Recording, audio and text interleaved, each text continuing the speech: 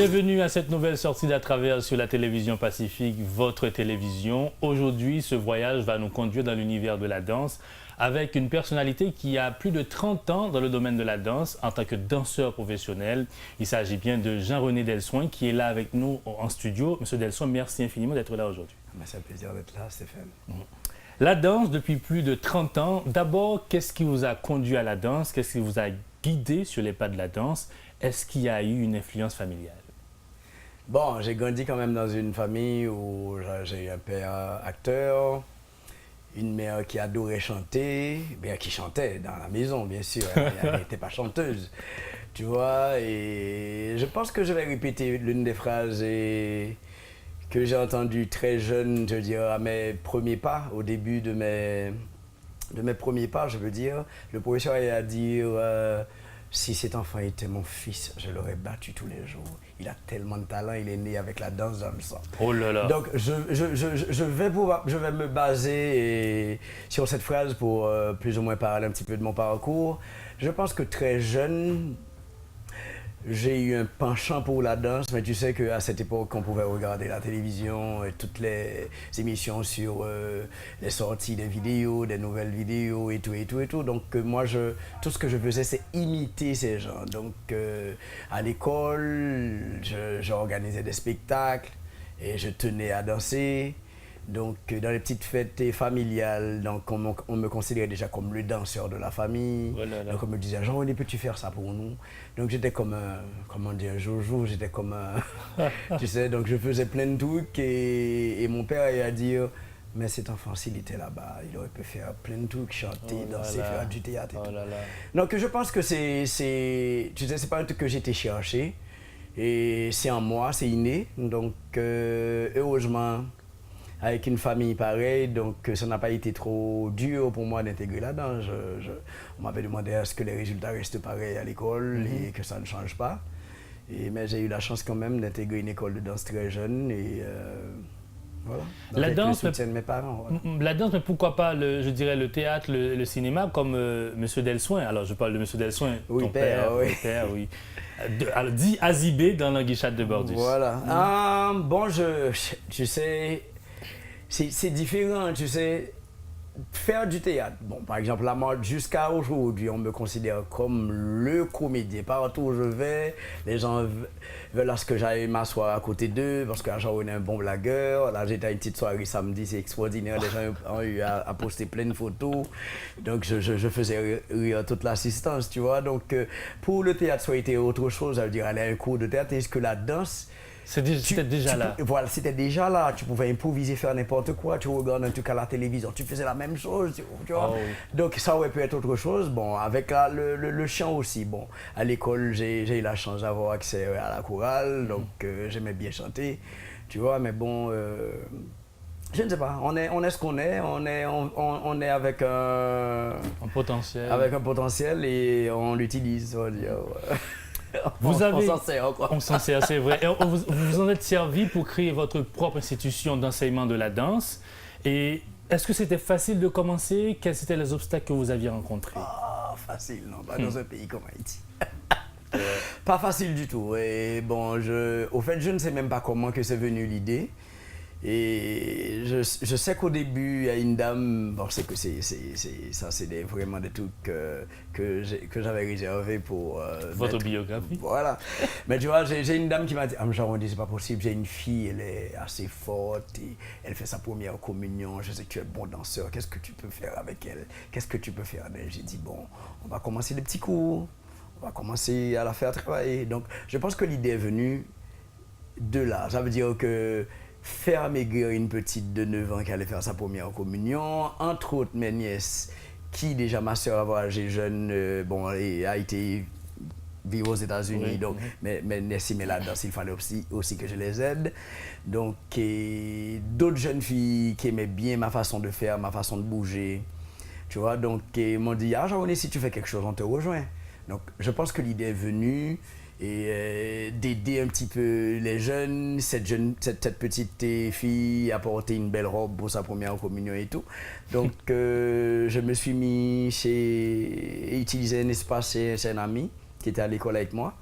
et avec un petit appareil où je mettais dans un sac et prendre un transport commun pour aller jusque là-bas. Et c'était pas facile, mais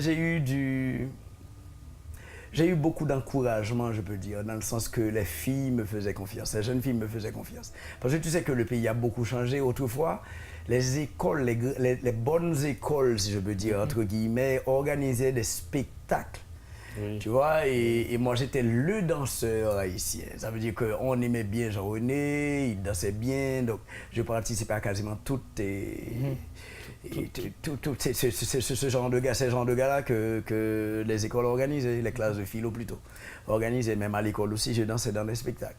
Tu vois, donc je me demandais où ça que ça. Le problème qu'il y a eu, c'est que en commençant ce projet-là, est-ce que j'avais rêvé d'avoir une école? Est-ce que je voulais que ça aille plus loin? Ça, je ne sais pas, mais tu sais, en commençant le truc, et tu as l'impression que ça prenait de l'ampleur et les gens aimaient bien ce que tu faisais, je me suis dit pourquoi ne pas aller plus loin, tu vois, donc, et d'autres personnes m'ont rejoint dans cette trajectoire, dans ce monde-là, dans ce monde-là pour voir un petit peu si les choses pouvaient changer. Et moi aussi, je voulais qu'il y ait une autre façon de danser dans ce pays. Tu sais, à ne pas faire ce que les autres faisaient déjà. Ça veut dire que question de présenter tel type de création, tel type de ballet déjà, qui existe déjà, qu'on voit depuis plus de 100 ans, plus de 50 ans. Tu vois, il fallait de toute façon venir avec un truc nouveau. Et je pense que ça a été probablement l'un des compliments que j'ai eu. Et à la sortie d'un spectacle à l'Institut français, il y a un mec qui a eu à me dire « Jean-René, ne change pas cette personne intègre que tu es. » Et tu es en train de faire un autre chemin avec la danse et tu es en train de révolutionner la danse. Et cette phrase, ce mot révolutionner, je l'ai entendu avec un de mes anciens associés, d'une journaliste haïtienne qui a eu à nous dire mais c'est une révolution, c'est quoi cette histoire? Je veux dire, cette nouvelle façon de danser, tu vois, cette nouvelle façon de voir les choses, de voir bouger les corps, tu vois. Alors, bien avant de voir les difficultés en profondeur et obstacles rencontrés, et comment est-ce que vous avez pu les surmonter, avant d'entrer dans cet aspect-là, parlez-nous des différentes catégories de danse que vous pratiquez, que vous enseignez par-dessus tout. Bon, à l'école, on donne la possibilité à une enfant ou une adolescente ou une adulte de prendre n'importe quel cours. Et ça veut dire que c'est assez vaste. Il y a le classique, le jazz, le moderne, la danse contemporaine, les danses traditionnelles haïtiennes, les danses de salon. Et là maintenant, il y a des cours qui sont devenus très à la mode, surtout pour les adultes. Les cours de Zumba, par exemple, tu vois. Donc l'école offre un panoplie de cours, ça veut dire... l'école, c'est à Pétionville. On n'est pas loin, on est à la rue Clairvaux, au numéro 75. Pétionville. Alors les difficultés, vous les aviez rencontrées, certainement vous avez eu de l'encouragement, mais en dehors de ça, est-ce que vous-même, est-ce que vous avez dû développer des méthodes particulières, individuelles, pour surmonter ces obstacles? Bon oui, je me suis promis de ne jamais baisser les bras. Les choses ne sont pas jolies jusqu'à aujourd'hui. Ça veut dire que tu frappes à des portes qui ne t'ont jamais, si on ne te donne jamais la possibilité de faire ce que tu as envie de faire parce que tu n'as pas les moyens. Et si par exemple pour un projet de spectacle j'écris admettons une dizaine de commanditaires, il y a un seul qui va te répondre pour te dire non. Et les 9 autres te tournent le dos carrément, ils répondent même pas, ils te disent absolument rien.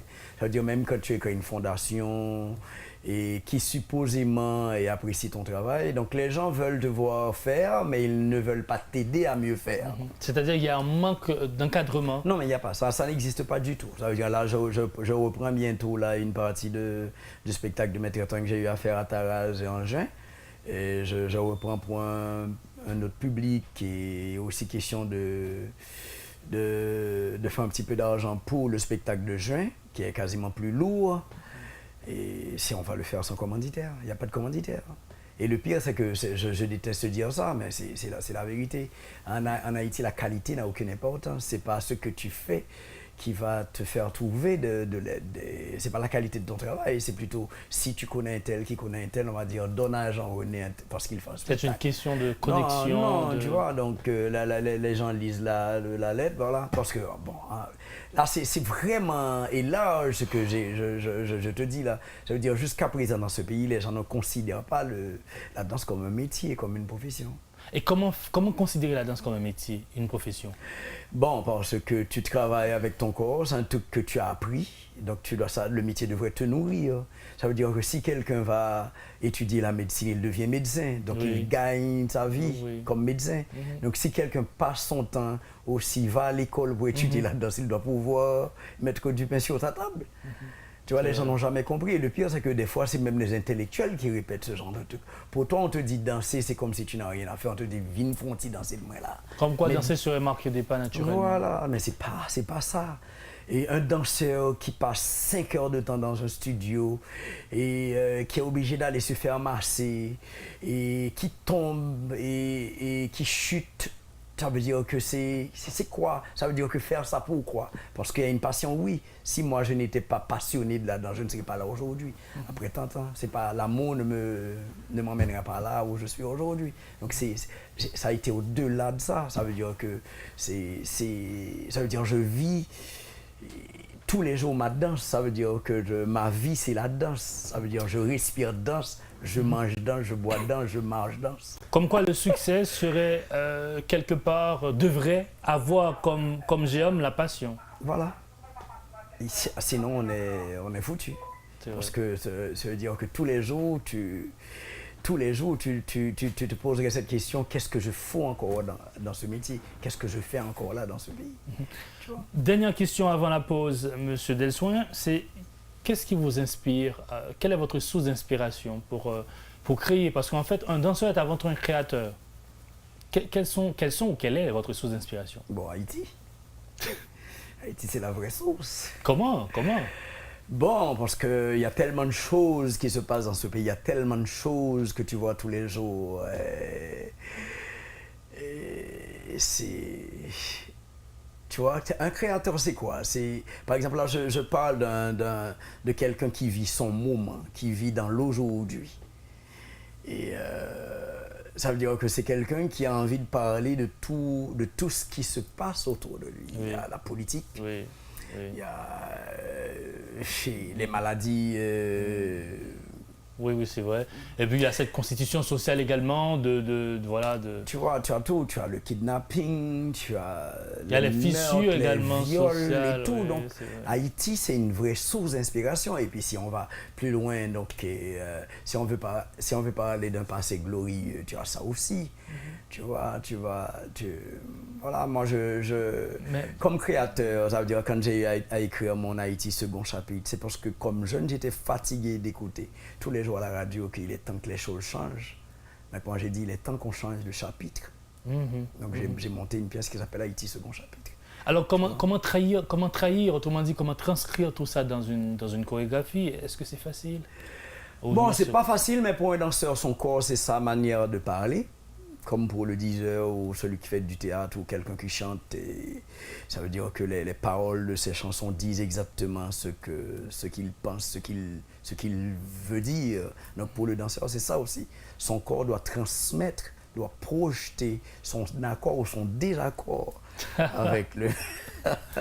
Oui, c'est le thème de notre émission de la maison, à quoi des accords, c'est vrai. Voilà, tu vois. Donc c'est ça le but du corps, c'est parler, quoi. La gestuelle, quoi. Voilà, c'est le moment de marquer une pause. On va revenir pour parler de votre expérience et notamment pour parler de ce spectacle que vous donnez, que vous nous présentez dimanche prochain. Et c'est chez les Sœurs de Sainte-Rose de Lima. Ouais. Absolument. Le temps de la pause, téléspectateurs et téléspectatrices, restez avec nous. On revient dans un instant. Vous suivez à travers.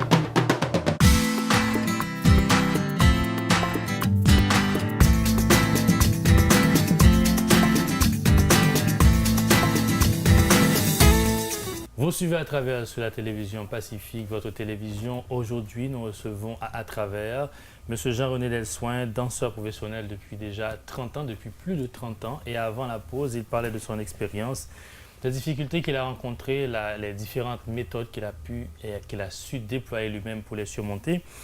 Un modèle qui peut nous servir. Et avant la pause, on parlait de tout ce que vous rencontrez comme difficulté, mais également de ce qui vous inspire.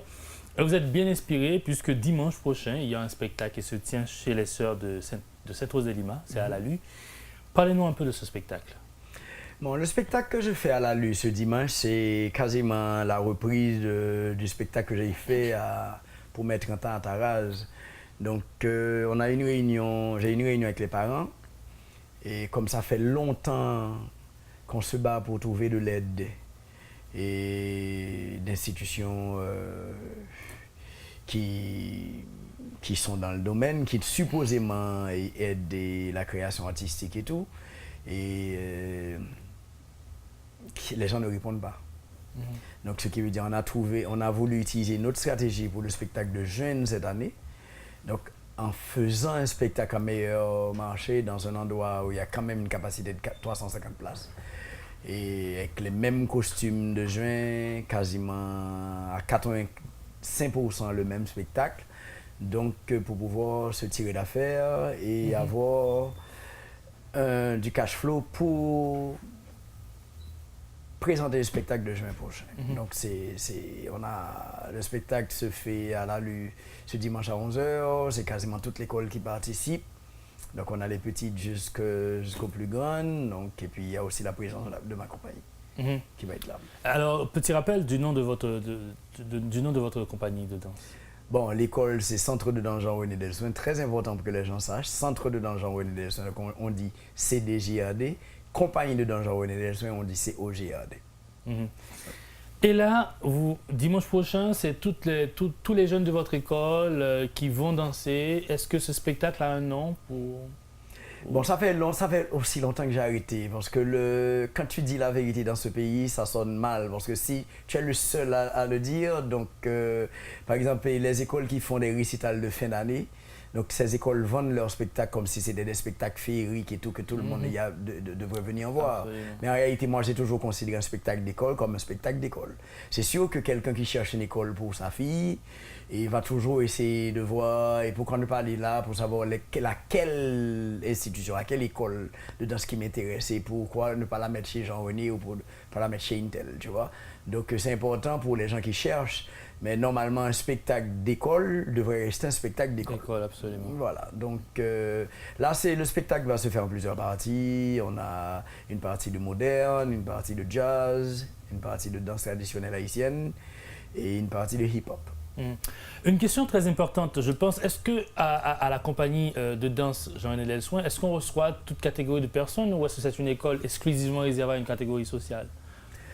Bon, c'est une affaire d'argent. Je pense que si quelqu'un qui cherche une activité parascolaire pour sa fille ou pour son fils, ça veut dire que décide que bon, je voudrais bien que ma fille danse ou mon fils danse. Donc la personne va venir prendre des informations et trouver une école appropriée pour son enfant.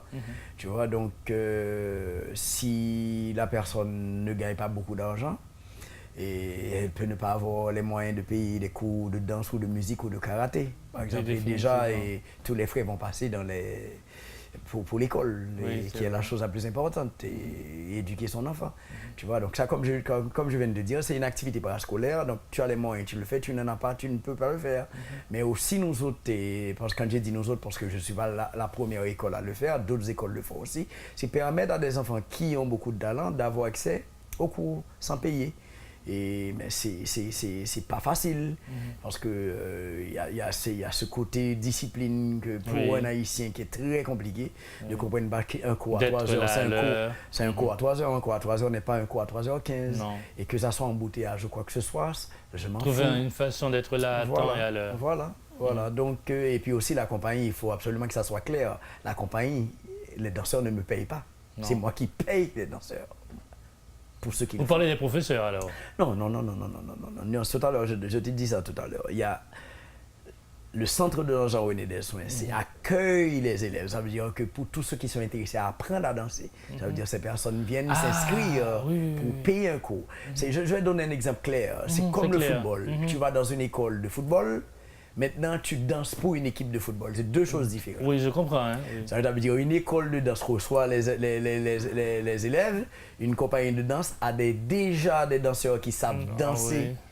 Ça veut dire que c'est avec eux que vous allez monter vos créations. À l'école, il y a toute la pépinière. Et puis, de la compagnie, c'est les professionnels. Super. Et ça aussi, c'est une compagnie de danse. C'est pas un truc qui va avoir 80 danseurs. Non.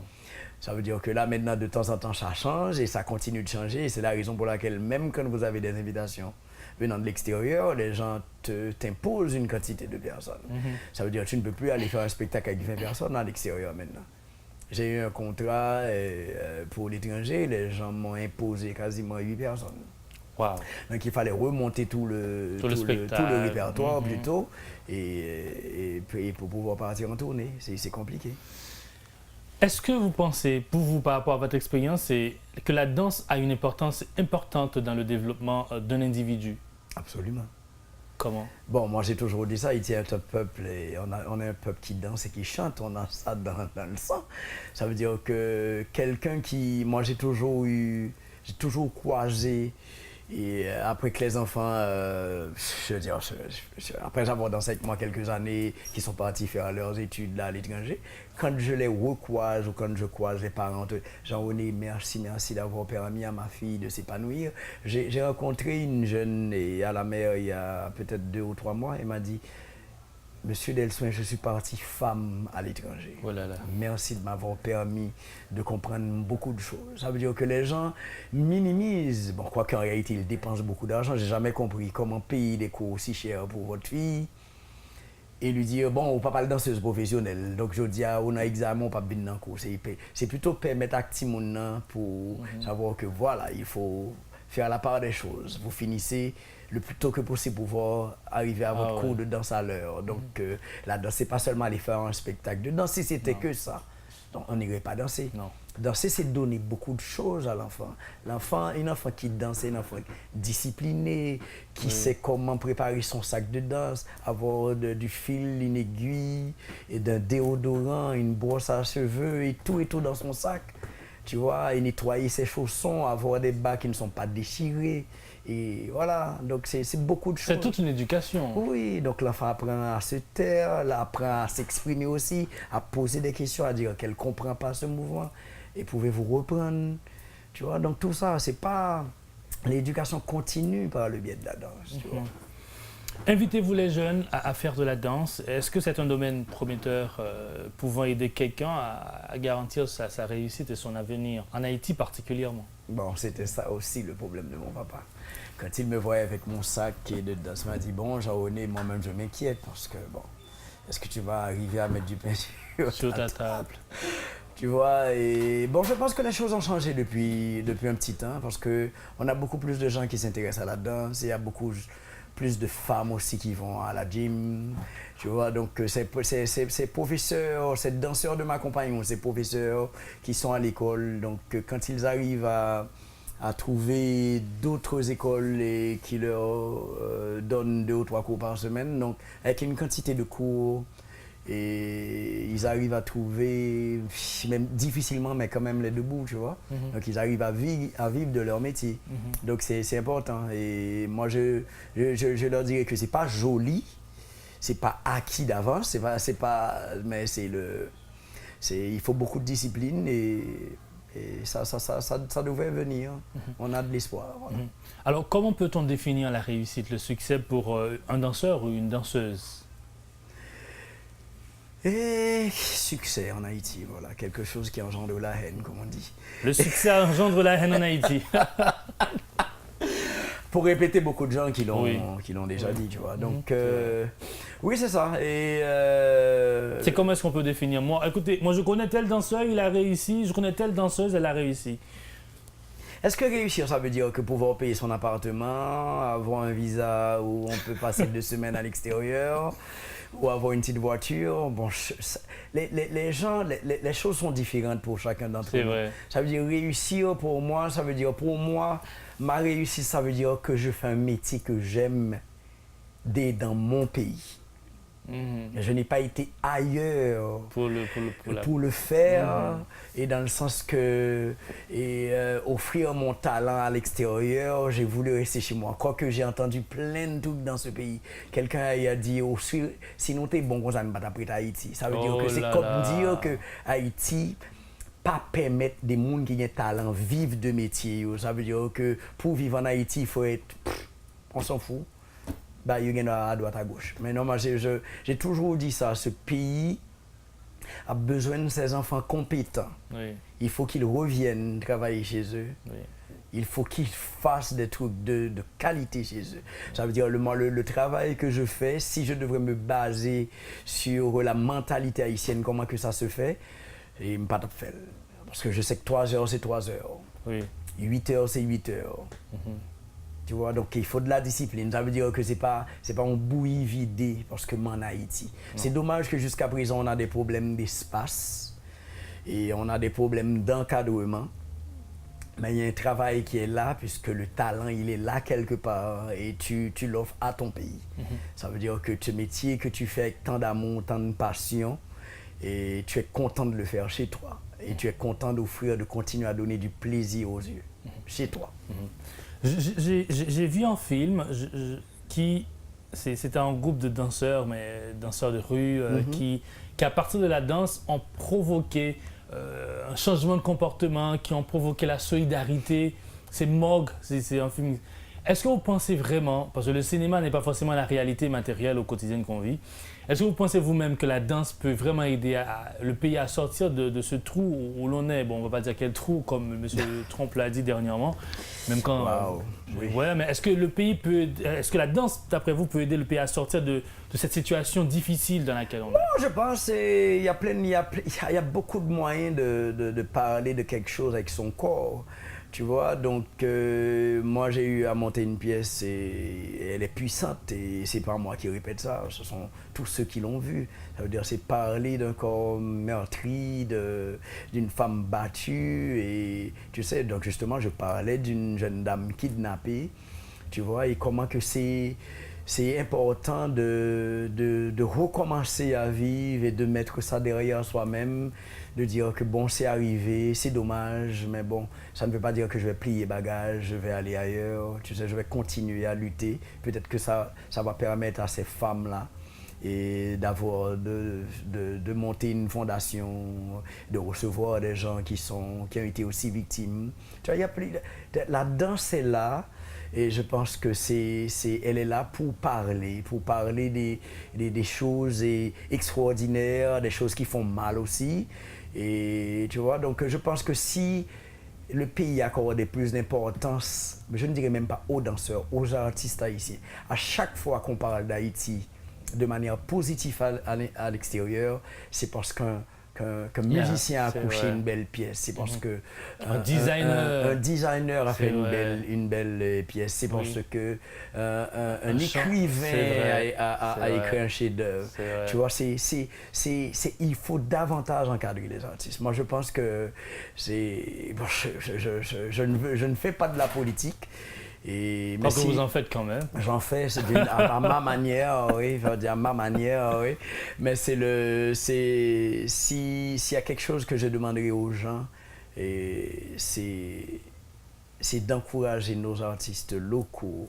Et il y a des artistes aussi haïtiens qui vivent à l'extérieur malgré tout, mais quand ils rentrent chez eux, de leur donner, de leur rendre hommage, de leur montrer qu'ils ont de la valeur pour vous. Donc ça veut dire que c'est pas seulement faire venir quelqu'un, on est bien, on est content d'accueillir tout le monde, tu vois. Mais je pense que c'est important d'encourager les artistes haïtiens. Important d'encourager les artistes haïtiens. Un message, on est quasiment à la fin de l'émission, un message aux jeunes qui regardent à travers maintenant, pour eux, mais également un petit rappel sur le spectacle de dimanche prochain.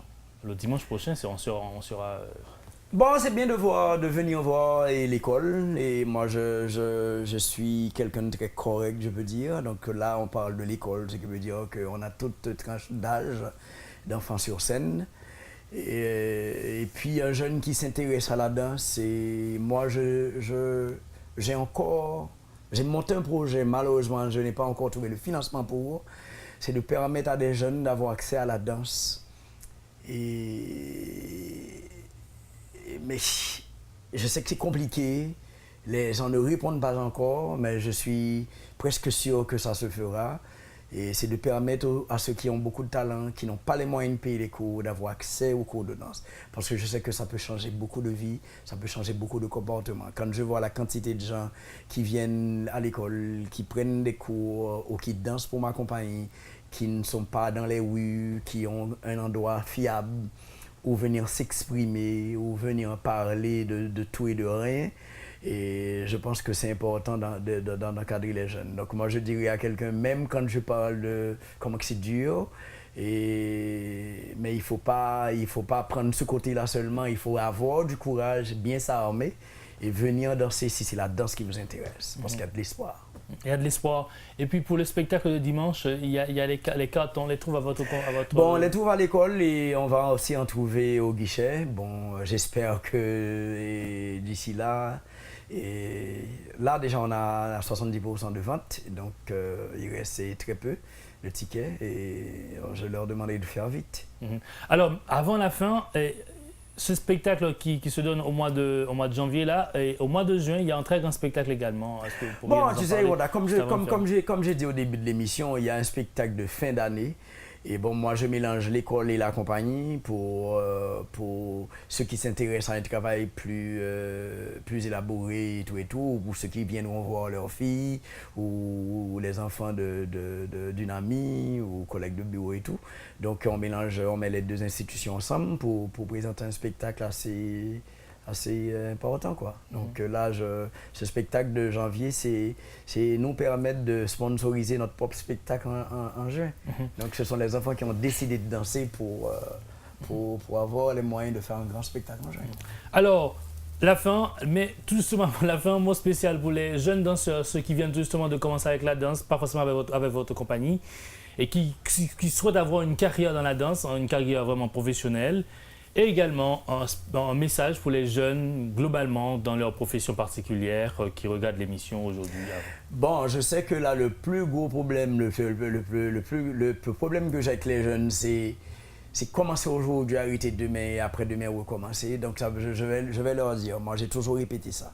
Quelqu'un qui veut danser ne peut pas décider de danser lundi, de ne pas danser mardi, mercredi, jeudi et de venir danser vendredi. Le problème qui arrive dans ce pays, c'est tellement dur que les gens cherchent à droite et à gauche. Donc cet esprit d'appartenance, on l'a perdu depuis un petit temps dans ce pays. Mais moi, je veux leur dire que si vous voulez aller danser quelque part, il faut donner du temps, il faut investir, il faut s'investir. Ça veut dire aller tous les jours à un cours de danse. C'est pas aller faire des répétitions, aller apprendre une pièce pour aller sur scène et danser. C'est se préparer, c'est mettre toujours son corps à la disposition, c'est-à-dire mettre son corps pour la danse. Ça veut dire que la danse a besoin de ce corps-là, il faut en prendre soin. C'est votre instrument de travail. Donc on ne peut pas avoir un instrument et ne pas en prendre soin. Tu vois, donc c'est important. Donc c'est pas, comme j'ai dit tout à l'heure, c'est pas facile. Mais il ne faut pas non plus jouer avec ça. Donc, si quelqu'un veut danser, il faut de la discipline dans un premier temps. Beaucoup de discipline. Merci infiniment, Jean-René Delsoin, d'avoir accepté l'invitation, d'avoir répondu à l'invitation. Et merci de nous avoir partagé votre expérience à travers aujourd'hui. Merci. C'est un privilège d'être là. Merci. C'est la fin de Travers pour aujourd'hui. Merci de l'avoir suivi. J'espère que vous avez tiré des leçons à partir de l'expérience de Jean-René Delsoin, danseur professionnel depuis plus de 30 ans. On vous dit à bientôt pour une autre sortie d'À Travers. Au revoir.